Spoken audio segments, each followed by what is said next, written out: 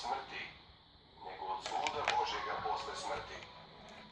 I ovo je jedini opravdan strah hrišćana koji čvrsto veruje u drugi život i u sud Božji.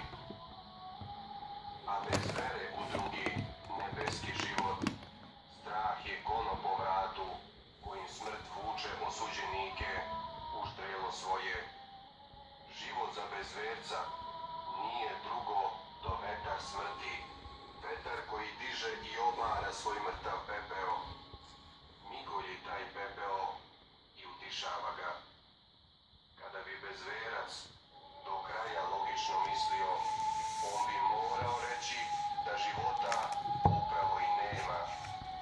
Za njega je smrt jedina vera njegova, smrt jedina večna sila, smrt jedini Bog. Za nas hrišćane pak, smrt je svršetak jedne škole, signal odsluženja jednog vojnog roka i ćuprija za povratak u domovinu.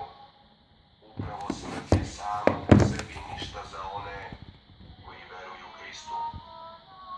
On je rekao Marti, a to govori i danas nama: ja sam vaskrsenje i život, koji veruje mene, ako i umre, živeće.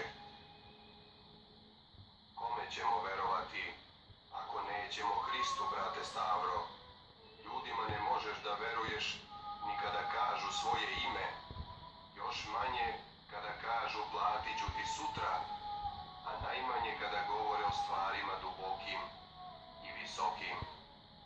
Van Sina Božjega